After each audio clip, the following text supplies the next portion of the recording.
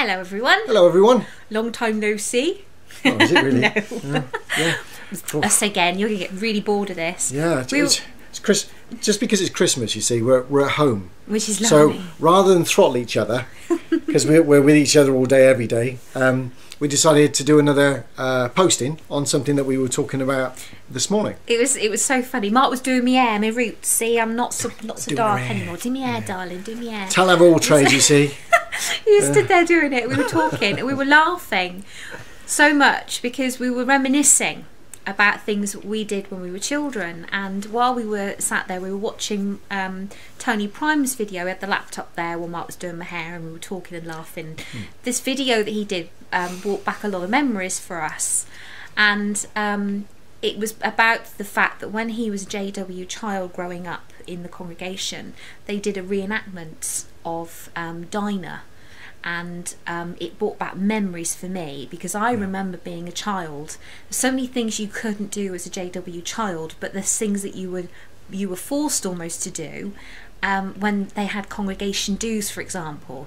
I don't know whether everybody had them, but we had a lot of them growing up.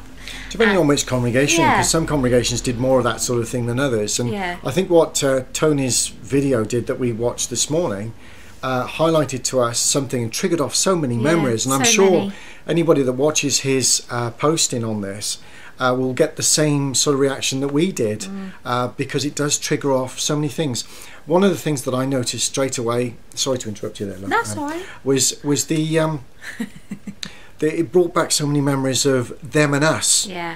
Being a child, it was galvanized into you from a very early age through things such as these theatrical plays based on biblical stories, that we were the wholesome, holy. We were the people that were collected clean, behind a barrier, and everybody outside. And Dinah and her story was a typical example of what we now see as a misapplication of Scripture in so many different ways. Just one example, wasn't it? And how it was used to keep us as a cult, a group-like think. Yeah, and what we're saying about the bringing home the memory side of things is that then started a conversation of, do you remember when you were growing up, the certain things that you were and you were not allowed to do? For example, watching our children this Christmas opening their presents up was beautiful, and we felt so much joy watching them do it. And then we were saying that, do you remember being a child and the toys that you wanted growing up that you weren't ever allowed to have because they had some kind of evil view of them? For example, I mean, they brought out a video recently, haven't they, about Sparlock. Well, it's not a Sparlock, but this young lad, witness child, has been given this magical Sparlock toy, and he's not allowed to play with it because it's evil, because it's a plastic toy that's a wizard. And we were saying that when I was growing up, I had a fascination of dragons, always have, always will, loved the idea of dragons. And so I had a videotape, a VHS video of The Flight of Dragons, which was a cartoon years ago, and I loved that film. Yeah, I remember that. Loved it, absolutely loved it. My brother used to play with the little Warhammer figures, and he used to paint them.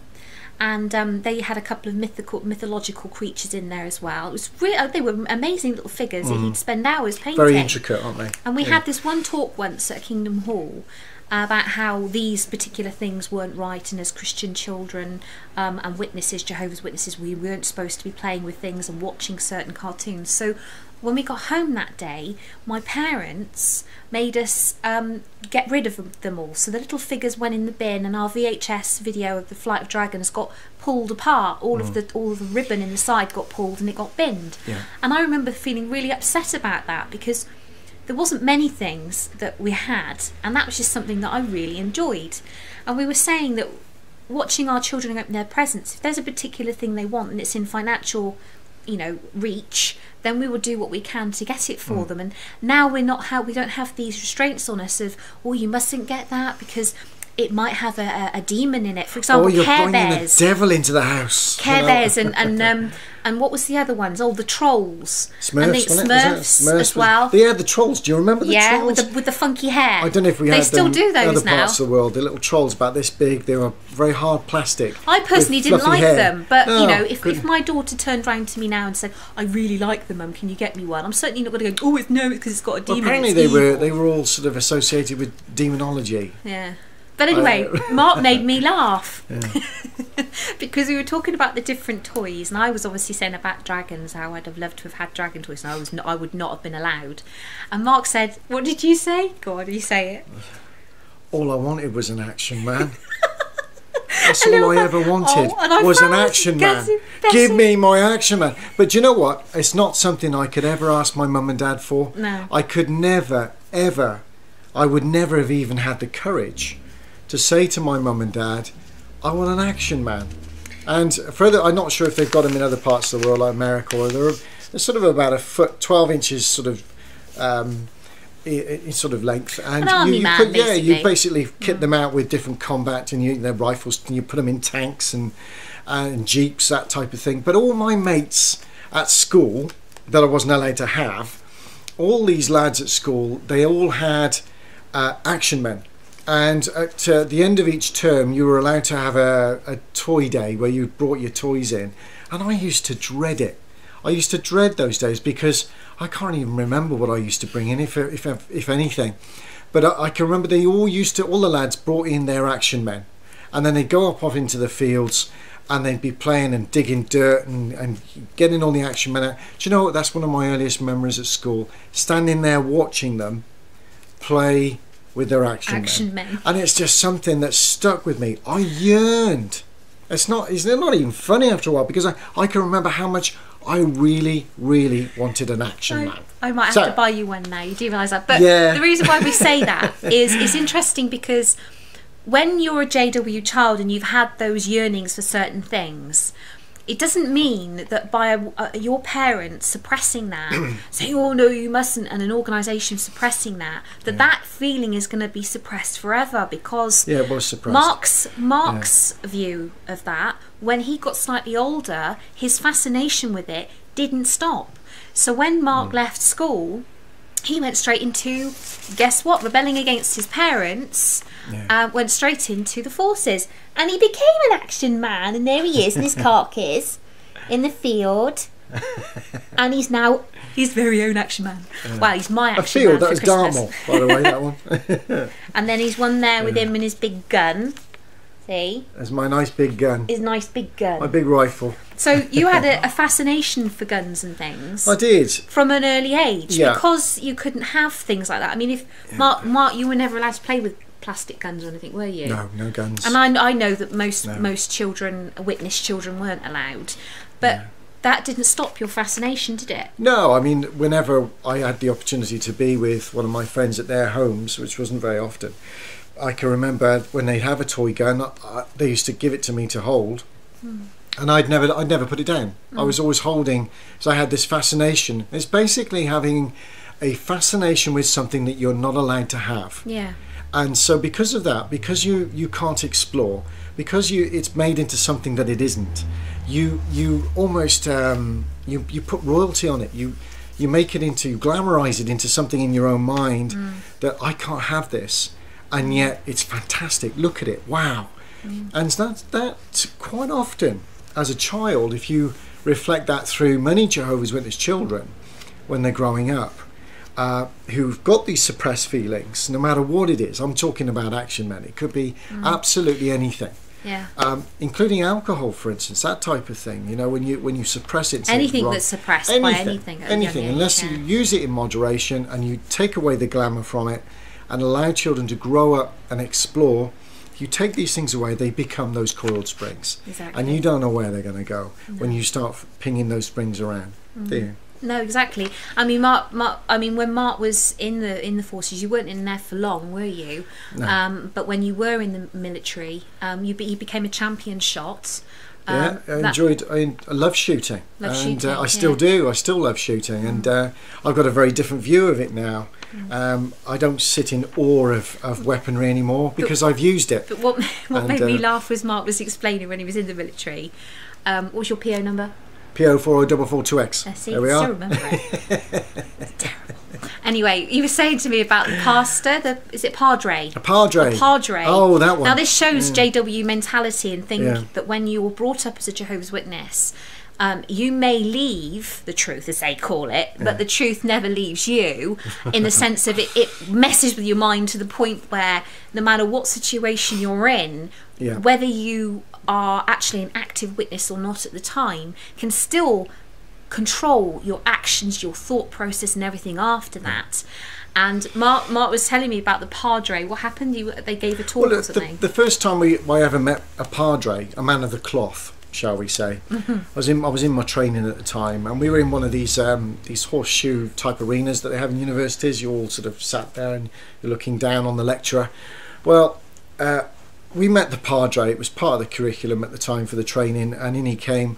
Now the padre had the same rank as the adjutant, the commanding officer.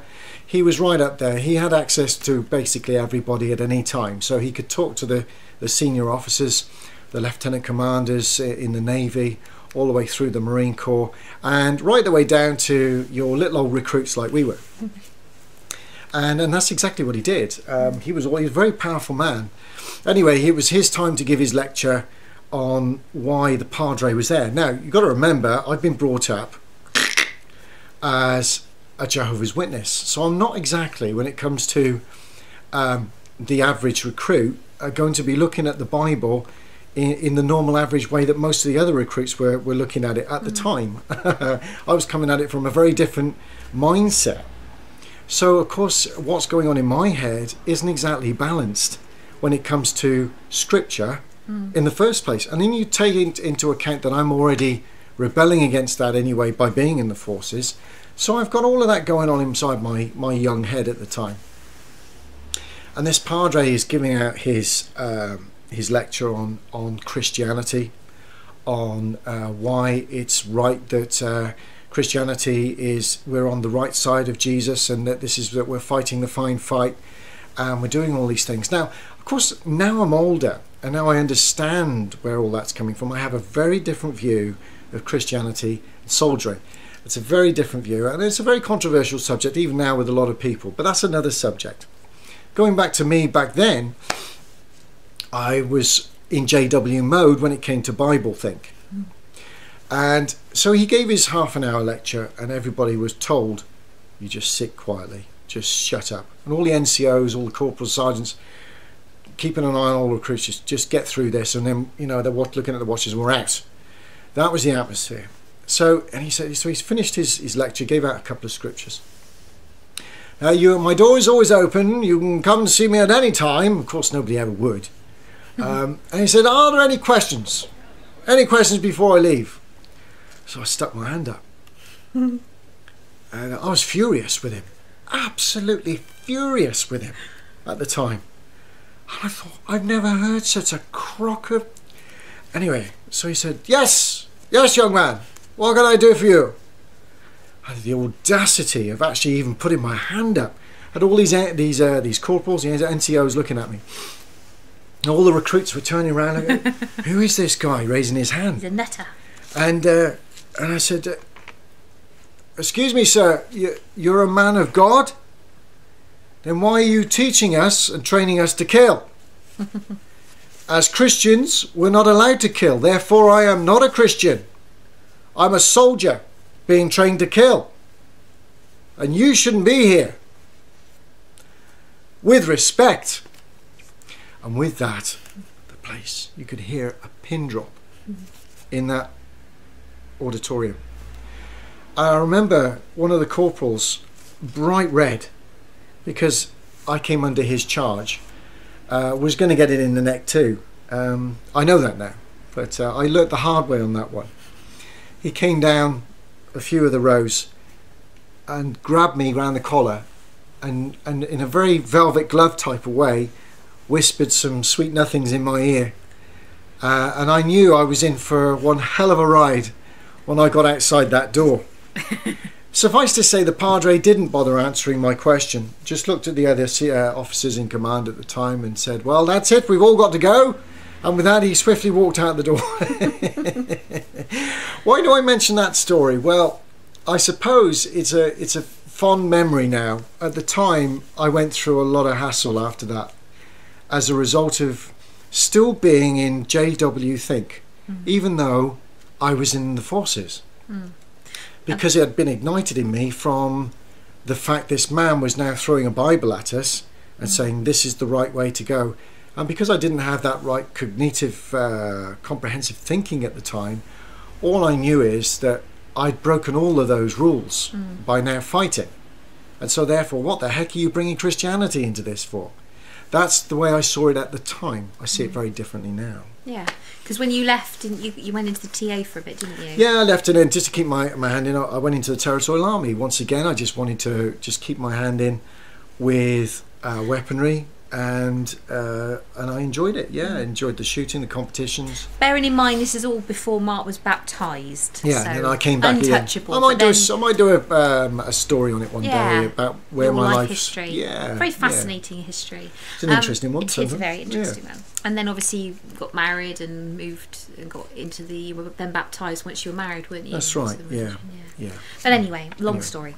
So but the reason why we mention that is because obviously Mark wanted an action man, didn't have one, couldn't have one, so became one when he was older, and it's that next step level, isn't it? Yeah. And we were just saying that, is there anything, this is almost like a tag video, you could call it, that is there anybody out there that had something that they wanted when they were a child that they couldn't have because of the fact of it was considered not applicable for whatever quirky or not reason appropriate for a JW child, yeah.